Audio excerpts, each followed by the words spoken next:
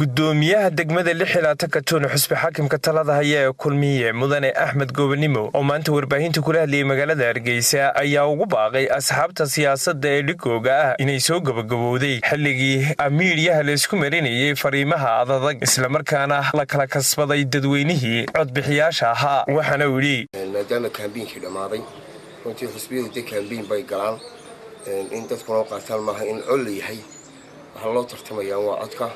qof kastaaba xusbi kasta afkaar u soo jeestaa afkaartiisana wuxuu cod ka helo uu ku tawakashaa marka waxaan leeyahay lama ahayn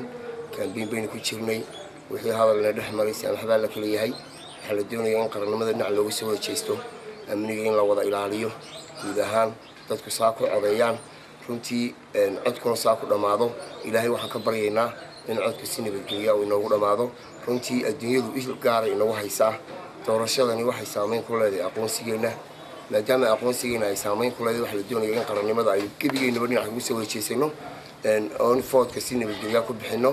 oo adduunyadu doorashadii lixaad bay noqonaysaa aragti saayida ayaa inagala qabaa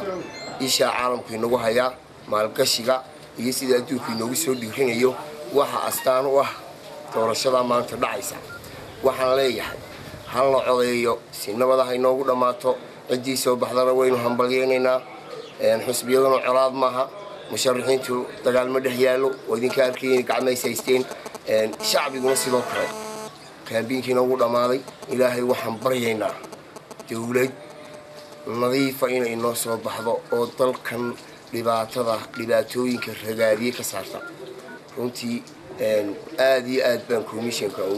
ugu hambalyeynayaa dadaalkay soo gaarsiiyeen iyo halka ay soo gaarsiiyeen inkastoo hadhay intii ugu adkayd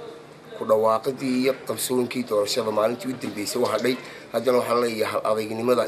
iyo kaga soo gudbeen xaalado badan komishanka hambalyaan siinaynaa shahaado sharaf baanu hawada uga diraynaa